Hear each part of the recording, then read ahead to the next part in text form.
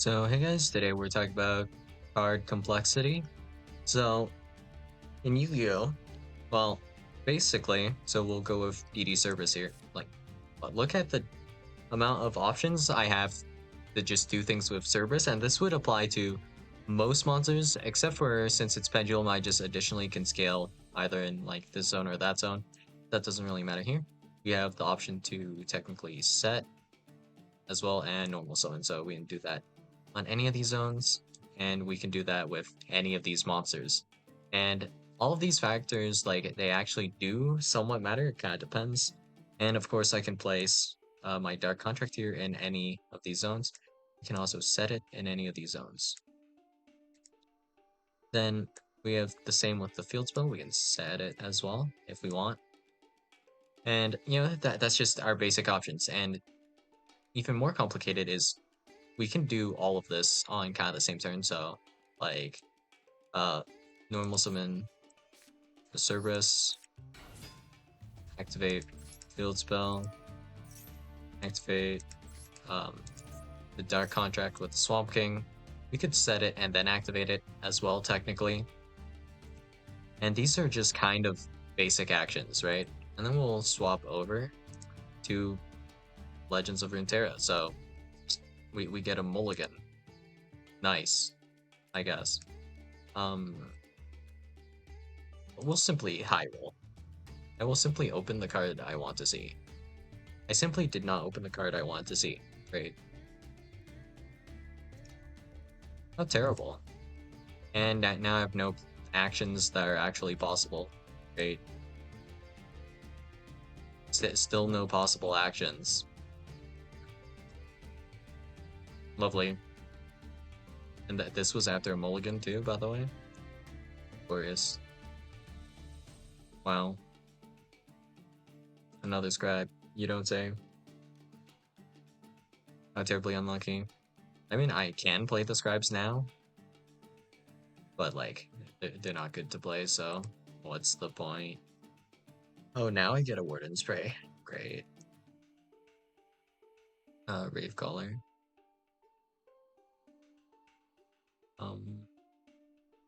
Do we block here or do we draw?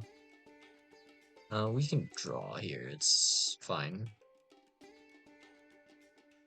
Doesn't really matter here, does it? Okay. We'll live. And now it's like turn 5. Right? So now we do this.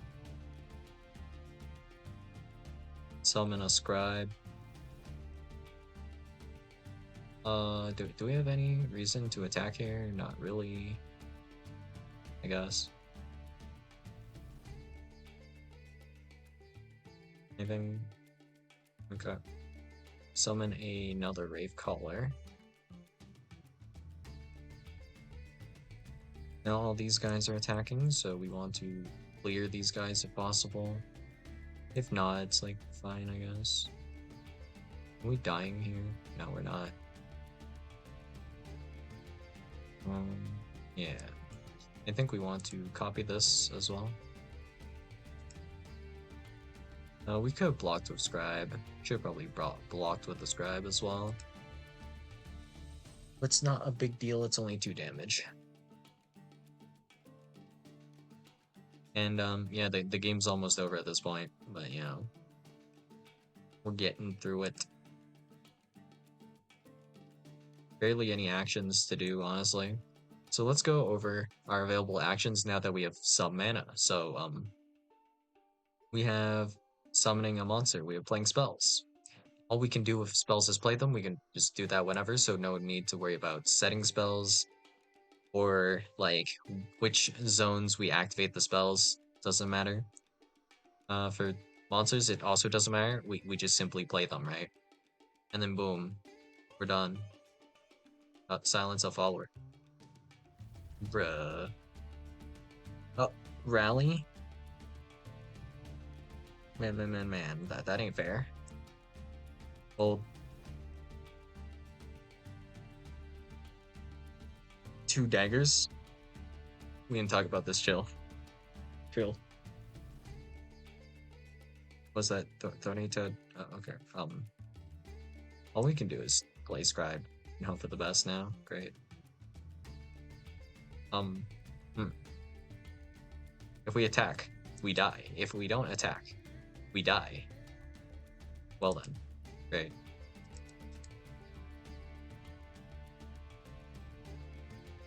Ooh, that's not great. And we're dead. Wow. What a great bricky hand that was. But yeah, we basically have no options in terms of what we can do here. Versus, uh, we can go special summon the Griffin, scale the Griffin, whatever. Link these two off, Gilgamesh. And this is all turn 1, right? So we have a lot more we can do here. Scale 2 guys. I mean, with these two, it's usually going to be like this. Arthos, Ragnarok. Boom, boom. Some of these two. Right. Discard that, draw 1. Cool. Cool beans. Rank up, or not rank up, XYZ summon this, and then, yeah, we have DD combo, essentially. From this point. So, yeah. There's a lot more room to really misplay here. I don't think I really misplayed that much in Legends of Runeterra here. I mean, technically, I could have misplayed at some point, but it would have been like very minor and just a single thing because I barely had actions to do. So I don't have the room to actually really misplay here, right? Versus if we look at Yu-Gi-Oh! How many options did I have here? I do want the Rave Caller. At least we have cards I can play. And then I just drew my one of Commander Ledger. And then that's also like a one of Ruination, I believe. That might be like a 2 of or something. Great. Where am I? Oh, Atrocity. Okay. Cool. Another bricked hand. How did I draw this terrible? We have like mana curves and they're suffering, really.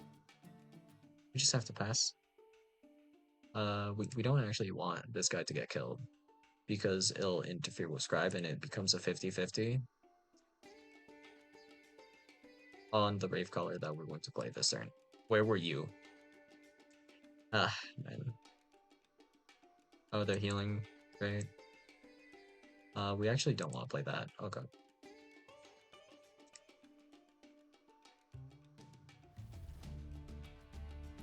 It actually would have been fine, but it's better for later. We don't. Oh, Trundle, you don't say? I mean, this deck was nerfed, so my stuff is higher cost, but... Brutal, brutal, brutal. We can kill this now, right? And this can die also. It's about the same. It's regen, so I'll pay the extra health, I guess, to tank it this way. Miss rate. Summon that. Best turn. Scaling on this is like a lot slower because this deck is like nerfed to the ground. Rave Callers used to be like 3 cost. Oh, Frostbite. Doesn't matter. Doesn't do anything here. We can attack with this and this. I don't know if we want to attack with anything else. Just attacking with the 1 is probably good, though. The regen on this doesn't really matter.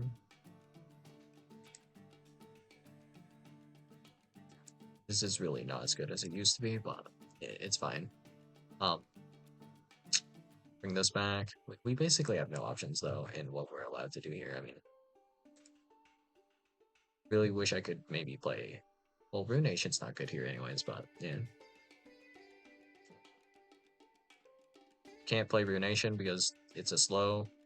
And then my opponent attacks here. We block with this, this, this.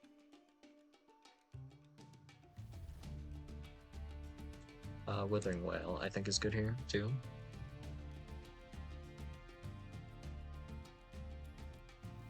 Trade.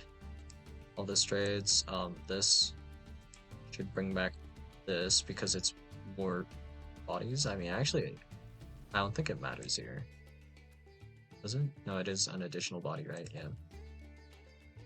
We're scaling up. We can almost summon Ledros. Cool.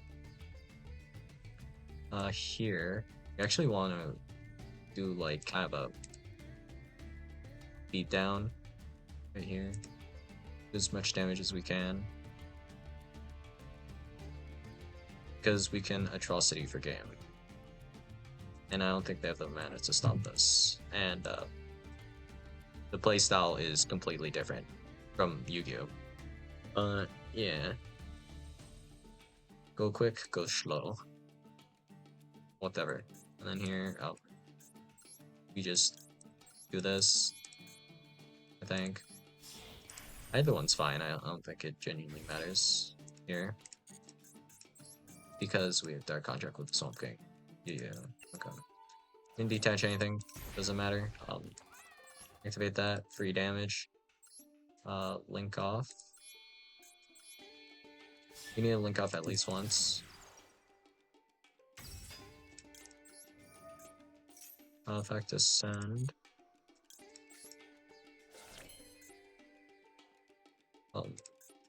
Doesn't really matter which one we use, right? Here we use itself. Let's Gilgamesh for sure. And then we actually want to bring out this guy. So we'll use...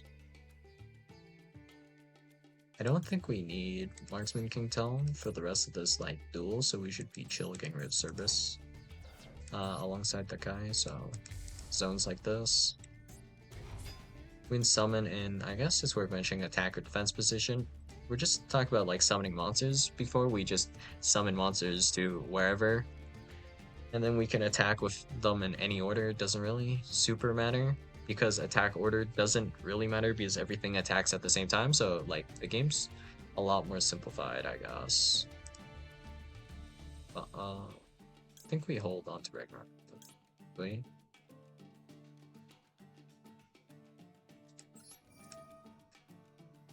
Yeah, it doesn't really matter. We can just do this now, actually.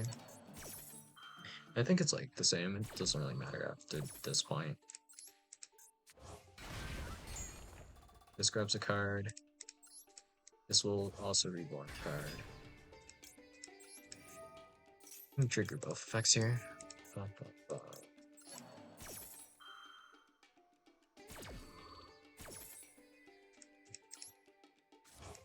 I summon to the wrong zones? Probably. It doesn't really matter though here.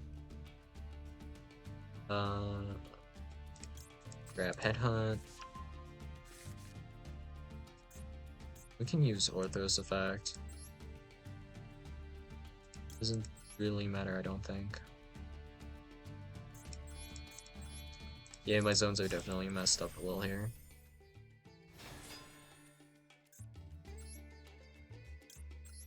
And then we can link up these two, I guess. Another Gilgamesh, sure. Adds a card. I don't think this adds anything meaningful. This is just able to add something for like next turn, basically. So pretty much whatever's fine here.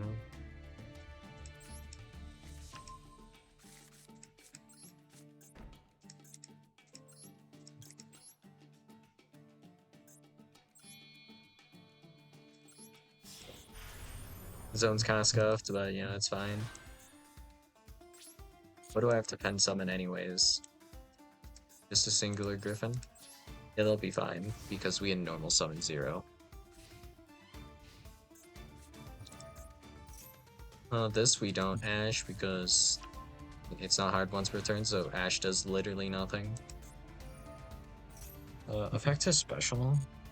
We allow that one. Cool.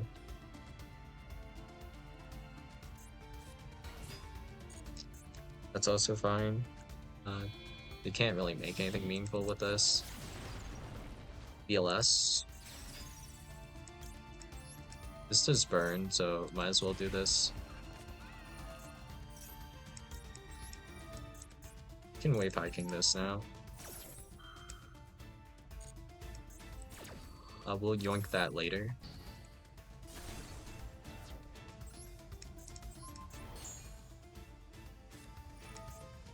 I'll be popping that one as well.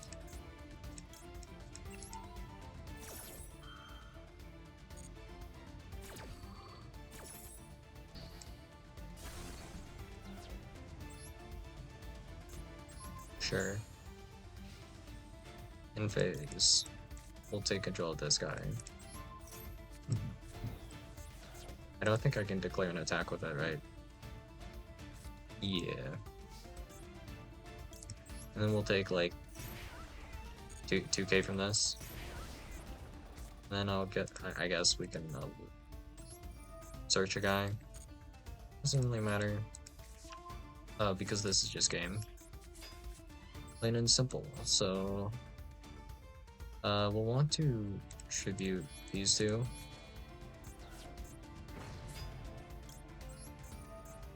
This triggers this, so I can grab another Dark Contract, I guess. Epic. Back to tribute. Activate this. You cannot activate card effects. Yada yada. We can perform the Pendulum Summon now, and that's chill. We can technically also use this effect to remove back row. I think, right? But there's no back row to remove. Attack order matters here. I have to attack with this last because... Actually, no, I didn't need to attack with Gilgamesh, right? Because I burned them. I forgot I burned them with King Tell. But yeah, the gameplay style is inherently very different here. So with like Legends of Runeterra, there was more back and forth because, well, every single action, you kind of pass priority back and forth, right? So in this case, a turn player gets priority for the ignition effects for the most part. And actually, technically, not just your ignition effects, but quick effects as well. Like you just can't activate them on your opponent's turn. Your opponent's turn really feels like your opponent's turn, except when it doesn't. When you play cards like Saffron Gear Kama, Ash Pulse Meteor Spring, yada yada. But for the most part, like basic game mechanics just work very differently. But yeah, I mean, like the complexity completely different. So card text also different. So let's pull up both decks. So I mean, technically, the deck I'm playing here is a lot older, but still, even if it is a older deck, the card complexity overall is just going to be a lot less regardless. So let's compare a few cards, I guess. So for our kind of combo stars, we have like DD7 Kepler, and then for this, we don't really have any starters. We just have like any monster we can play and we're happy. If we have cards that I can't play, then I'm not happy. That's basically how it goes, right? Wait, I have this many cheap cards?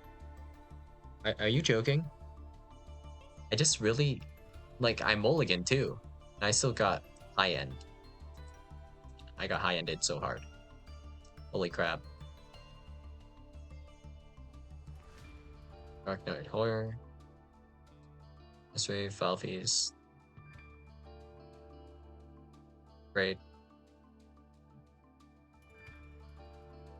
And that's great. We have 2 Copies of Vengeance, 2 Ruinations, 1 Ledros, 3 Atrocity. You really do want to see Atrocity in this deck, so that's like fine. Vengeance is... Honestly, Vengeance might be worth cutting.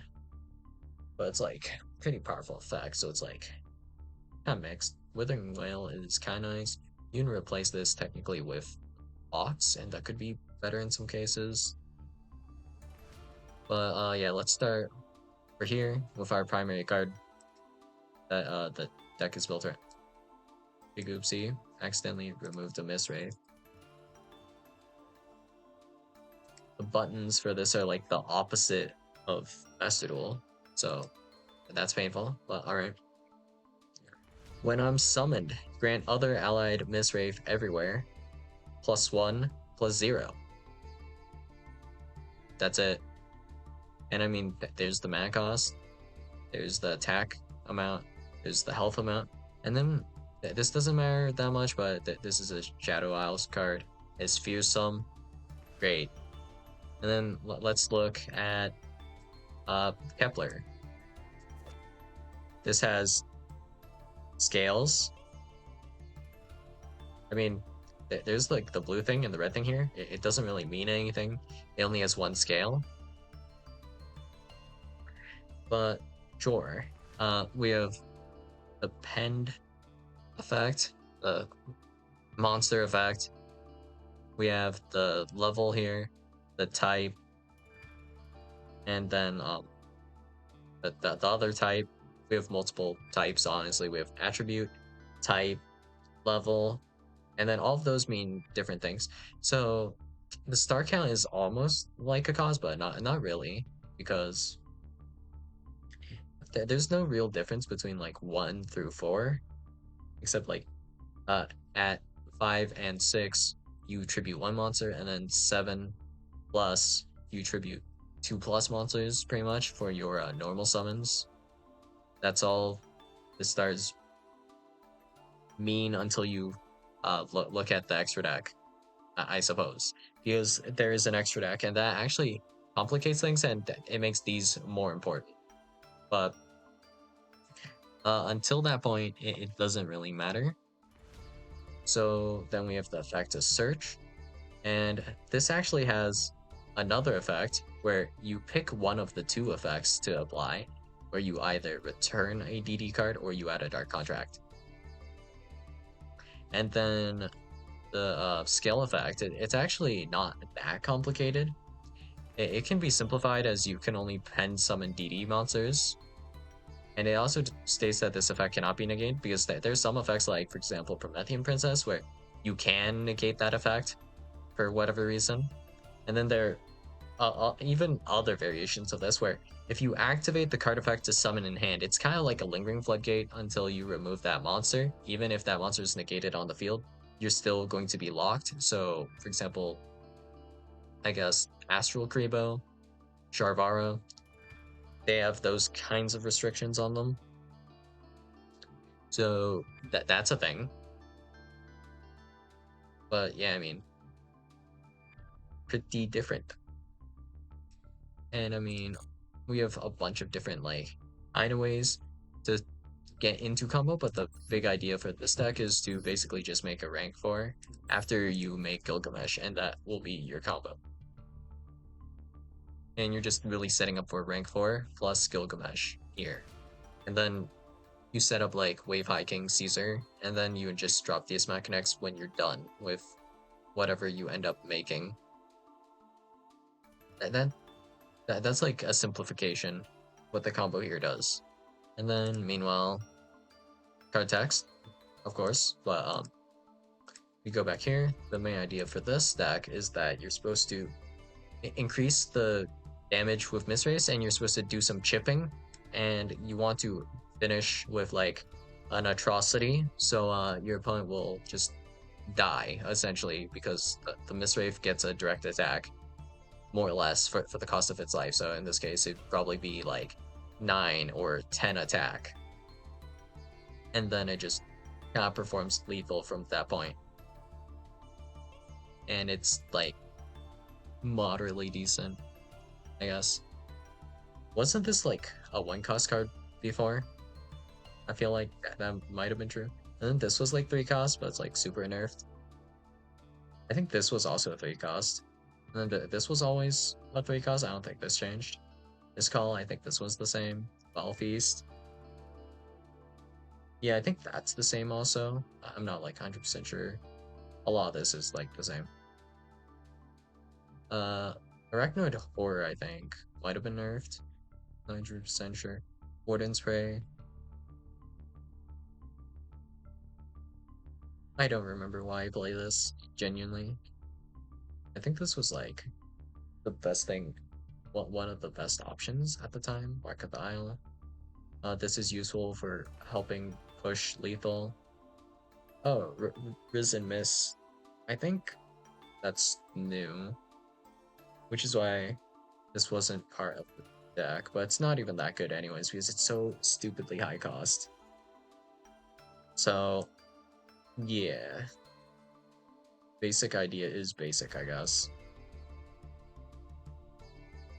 What the cards do here, like, pretty self-explanatory. The effects are like one sentence.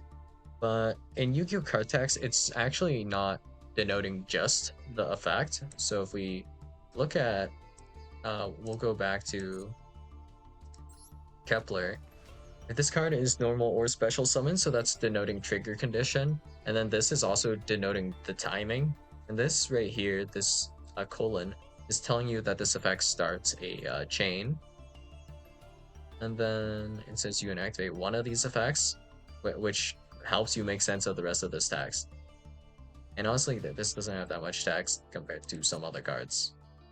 Like, for example, Griffin, where we have, if you control a DD monster, you can special summon this card from your hand in defense position. If this card is Pendulum Summon, you can discard one DD or Dark Contract card, draw one card. If this card is special summoned from the graveyard, you can add one DD card from your deck to your hand, except for DD Griffin. And then this also, of course, oh yeah, I forgot to mention this, but the cards have to denote how many times they can kind of be activated in a turn. So for this, you can only use this effect of DD7 Kepler once per turn. If it does not say once per turn, it means it's not once per turn, and you might be able to use that effect however many times you like, right? So basically, the card text just gives you more information, and this is somewhat important because, you know, the base game's complexity is higher. So for example, monster zones don't really matter. You can just summon only up to 6 monsters at a time. You can only have 6 in Legends of Runeterra. In Yu-Gi-Oh, you have 1 extra monster zone and then the 5 main monster zones, and those are basically the same. You have 6 monster zones once again, but the monster zones actually matter because of, well, yeah, let's just say reasons. And then if we swap to Legends of Terra real quick, like, it doesn't really matter. We just attack with, like, whatever we have. And the only thing that really matters is, like, if our monsters are left or right of each other, because there's, like, an effect called support, where you support an ally, and then they get boosted, and that's about the only time it matters with, like, kind of attack order. There's some cases where it matters because of, like, a level up condition. So for example, with, let's say, Teemo, we have oops, with Teemo you've planted 15 plus poison puff cap. So let's say on attack, we have a guy with the effect of, like, on attack stack like some poison puff caps on your opponent's deck, and Teemo will double them afterwards. So if we are playing that with Teemo, then if we attack with Teemo first, Teemo won't level up before attacking. And it's mostly only champions or a few trigger conditions like that where attack order kind of matters, because you attack from, like, left to right, kind of. And then we have something like, I guess, Hecarim as well, where this would matter. So this says something, right? I think, maybe. When I level up, grant your Nexus ephemeral allies have +3, +0. So yeah, with this you would want to, I think, attack with some ephemeral allies and then attack with the ones with overwhelm on the right, I think. Something like that. And that's when the attack order would matter, kinda. But then, like, with this, not only do your zone placements matter, but then you have attack order as well. Is that's still a thing to consider. But then your monsters actually have quick effects now.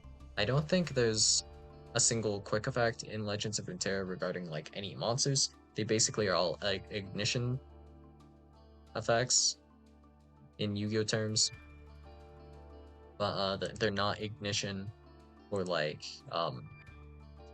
Master Duel because you have quick effects, trigger effects, and I guess all of your effects are technically not ignition. Actually, they're all trigger. Like that, something triggers effects for the most part. Like on summon, increase attack. On summon, do thing. I mean, some of them have like protection on themselves because they have like certain keywords. But I mean, in general, the game was made to be simpler. I think, right? It was simplified on purpose. Like it was pretty deliberate, but I mean, we're already too far gone to begin with because of like I guess what we have to begin with. Like our monsters, just on basic, just to summon a monster, right? You pay your cost, whatever mana, you summon it, right? And then meanwhile, we swap back to Yu-Gi-Oh. It's like just with Seven Kepler, I can or any monster in general, I could set this monster. I could set it in any of these 5 zones. I can then also normal summon it in any of these 5 zones. I can also not play it, well, a lot more kind of just general options that I can do with my monster cards in general. And then we have like the card effects. Do I activate the card effect or not? Because some of these are actually optional. If we go to Legends of Runeterra, so let's go to like for example Teemo or Draven, right? Whenever Draven is summoned, you have to more or less add an axe to your hand, right? With Teemo, if you were to attack with Teemo, Teemo will always plant those shrooms or double your opponent's shrooms or whatever, right? And that's something that's always going to happen. But then we have like ideas of like, do I even want to do this right now? Do I want to maybe do it later?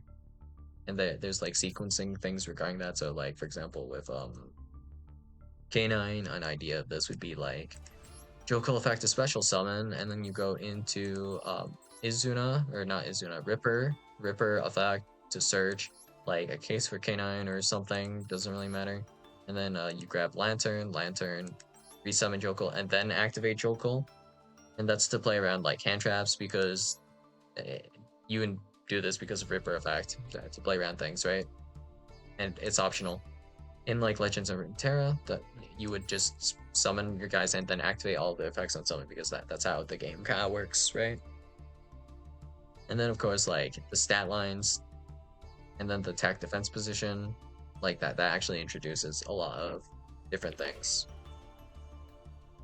Like if you attack into defense position, you deal no battle damage, but you take the defense as like the difference between the defense and attack and all that stuff, all that jazz.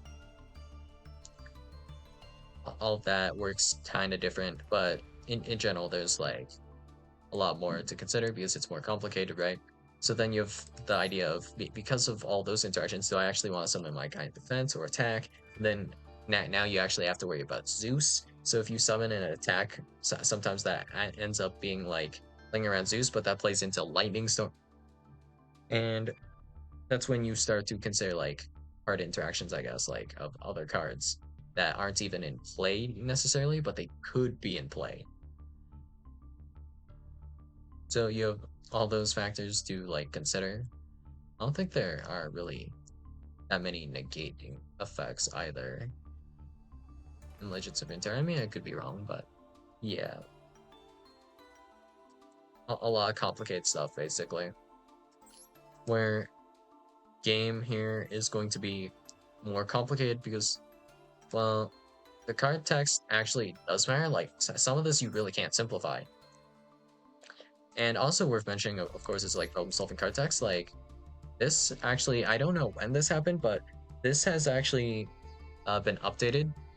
So before, instead of quick effect, it said like once during either player's turn or something instead of quick effect, is that was like the pre-problem solving card text version of quick effect, where it essentially means the same thing as quick effect and works the same as quick effect, but it's like more words. So technically, this effect here is a simplified effect.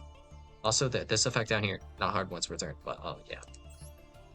So Therian King Regulus, we'll just like we could look through all of the effects on this, but it's honestly like kind of lengthy. So we'll just go over this one effect. When your opponent activates either a card or effect, so if they were to activate a card effect in the graveyard, that's actually activating an effect and that's not activating a card. So this could negate something activating on the field or in the graveyard because of that. With Solemn Judgment, for example, if there was a trap effect activating in the graveyard, that's not an activation that is of a card effect. Or no, that's not the activation of a card, that's the activation of an effect, which is different. Okay. And yeah, that's all I want to say about that really. And then quick effect, colon denotes that this starts a chain.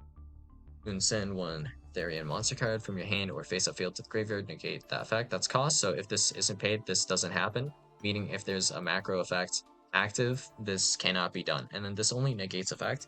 And things that negate activation are the only things that can activate during the damage step, more or less, when we're talking about negates anyways. So if we were to activate something in the damage step that boosted attack, you cannot respond to it with their King Regulus. And if there's a macro, you cannot respond with their King Regulus's effect. Except that you kind of can, because this can send one Therian monster card from your face-up field.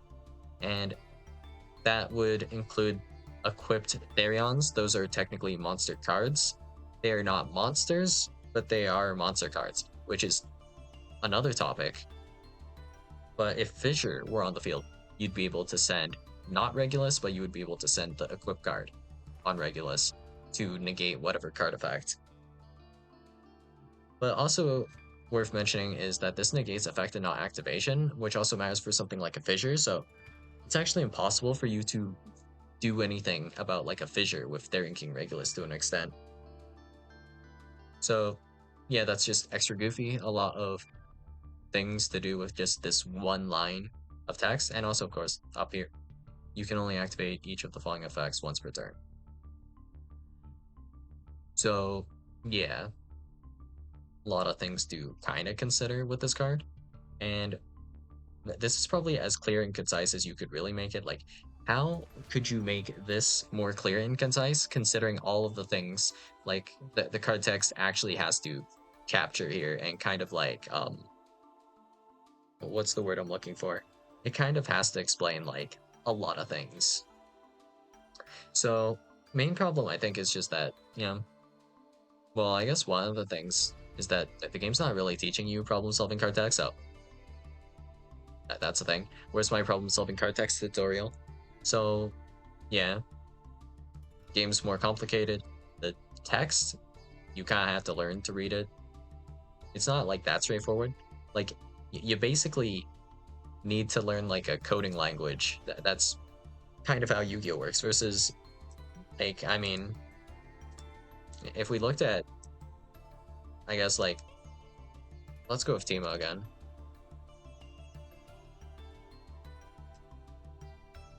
Nexus Strike, I mean, the Nexus is basically your health, so if you are able to do direct damage, I think that counts as a Nexus Strike, right? Or is it a Plunder? No, I think it has to directly hit the Nexus, so if it gets blocked and you overwhelm through, I don't remember if that counts. Damn, okay, and then you plant 5 Poison Puff Caps, and Poison Puff Caps are... they're Poison Puff Caps, I guess. When you draw them, it deals 1 damage to your Nexus, I guess. And they can just be tied to your opponent's cards or whatever. Well, that is hard to explain, still. And whenever you've planted 15 plus Poison Puff Caps, it's just pretty simple, I guess. It's not that complicated. Pretty simple, easy, concise to understand, I guess, somewhat. So, yeah.